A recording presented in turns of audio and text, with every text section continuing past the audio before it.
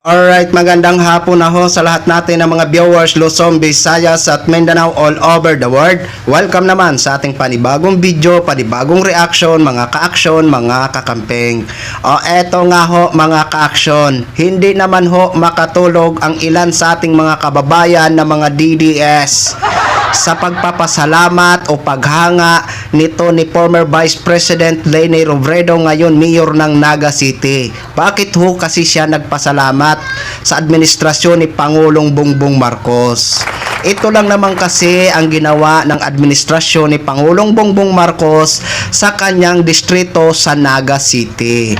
Kaya nagpasalamat ho ito si Mayor Leni Robredo. At talagang masasabi niya na ngayon lang ho ito napaka-aggressive ng Pangulo pagdating ho dito sa mga housing unit. So alam naman po natin mga ka-aksyon na may programa ho ang Pangulo na pabahay. Yan ho ay tinatawag na under PH Plus program ng national government. At yun din ho yan ang pabahay na itinayo ho doon sa Davao City. Pabahay po yan ng national government under ni Pangulong Bongbong Marcos. Yan po ang ginklaim din ng mga syunga na mga DDS na ipinatayo daw ni Baste Duterte doon sa Davao City. Pero mali ho ang claim na yun. Yan po ay pabahay ng Pangulo under PH Plus program. Okay? Kaso nga lang, pataka lang sing kakiklim na ang mga DDS para mapabango ho ang pangalan ni Baste sa Davao. Pero pinakcheck na ho natin yan sa isang video. Okay? Balikan ho natin ito si Mayor Leni Robredo. Kasi nga may ilan sa mga DDS talagang hindi ho ito tinitigilan si Mayor Leni Robredo. Panay ho ang banat nila kay Mayor Leni Robredo. Hindi ho sila makatulog kay Mayor Leni Robredo. May ilan pa sa mga vlogger na mga Duterte na sana daw samahan sila sa laban nila. Sus Maria Josep, suluhin yung laban nyo. Nananahimik ho si Mayor Leni Robredo at alam ni Mayor Leni Robredo kung ano ang tama at totoo. Kaya wag nyo na ho isali yan sa mga panawagan nyo. Suluhin nyo na yung panganawagan nyo ng mga DDS kayo. Di ba? So ito nga mga ka-aksyon, mga kakampeng.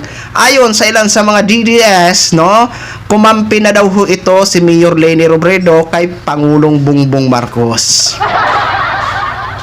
Sabihin na natin na gano'n na nga. Pero hindi po yan. Hindi po siya kumampi o lumipat sa administrasyon ni Pangulong Bongbong Marcos. Diba? Hindi po siya lumipat. Nasa, ano pa rin siya, nasa hanay kung ano po siya ngayon. Kakamping. Okay? Ngayon, yun nga lang, sinusuportahan kasi o pinapasalamatan kasi ni Mayor Leni Robredo ang mga programa ngayon ni Pangulong Bongbong Marcos na kung saan isa din ang Naga City na nakabenepisaryo. Yan po yun.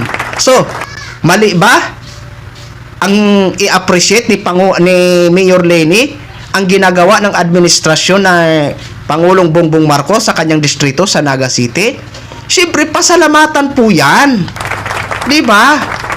Kumbaga, suportado ni Mayor Leni Robredo ang administrasyon sa mga programa na kung saan nakikinabang naman ho ang Naga City. Hindi ho siya lumipat sa administrasyon ni Pangulong Bongbong Marcos para sabihin nyo na nananahimik si Mayor Leni sa issue ng flood control kasi lumipat na siya kay Pangulong Bongbong Marcos. Mali ho yan. Diba? Ayaw lang ni Mayor Leni Robredo makisawsaw sa national issue kasi nasa local government ho siya. Yan ang totoo. Diba? Kung ganun sana lahat ng mga opisyal na nasa lokal, kung maabutan man kayo ng tulong mula sa national government, kahit hindi nyo man binoto o sinuportahan ang Pangulo, abay marunong ho kayo magpasalamat.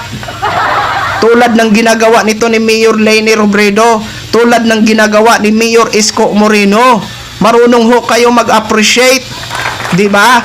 Eto mga ka-aksyon, mga kakampeng, panoorin at pakinggan ho muna natin itong pagpapasalamat ni Mayor Leni Robredo dito kay Mr. President Bongbong Marcos. national government. Bahagi ito ng programa ng administrasyon ni President Bongbong Marcos na talagang aggressive na pabahay para sa mga walang bahay. For a very long time, hindi natin nakita na ganito ka-aggressive yung national government as far as housing is concerned. In fact, nung nakaupo ako sa HUD-C, yung problema namin halos walang budget for housing. Pero ngayon, nakikita natin na yung budget for housing na maximize talaga. Yan ang maganda. Napaka very professional ni Mayor Lady Robredo. Alam nyo ba? Alam nyo ba mga DDS? Kahapon po yan nag groundbreaking. 4 stories po yan. At kung matapos po yan, may 320 units po yan. Isipin nyo yan. Ha? Maaring may babayaran, pero kakaunti. Abot kaya ng mga Pilipino. Kung ako lang may malapit na ganyan, mag-a-apply ako dyan. Oo. Diba? Kung maghulugan man ako halimbawa monthly, 3,000, 4,000, sus napakagaan ho yan. Kaysa mangupahan ka forever. Diba? Yan. May tendency pa na mapapasayo ang sarili na yan. Diba? Kaya, yun po, no? Hindi naman hadlang ang magpasalamat. Hindi naman kawalan kay Mayor Leni Robredo ang magpasalamat sa Pangulo. Diba? Kaso nga lang, may ilan sa mga local official masyadong dinidibdib. Oo. Kaya kahit na nakaka-abil man sila sa mga programa ng gobyerno, nasyonal, wala lang sa kanila, walang bungog. Lalong-lalo na ho sa Davao. Oh, ganun. Mga ng Davao City. Oh, kahit nakakaabil ho yan ng mga programa sa Pangulo, never ho yan nagpasalamat. Pero wala ho tayo magagawa. Ganun ho talaga ang isipan nila. Diba? So yun lang ho, mga ka-action, mga kakamping knoging, share ko lang ho sa inyo dyan. Maraming salamat ho sa ating mga viewers, Luzon, Visayas at Mindanao all over the world. Ako po, ang inyong lingkod, si The Action Man. Have a good day, everyone!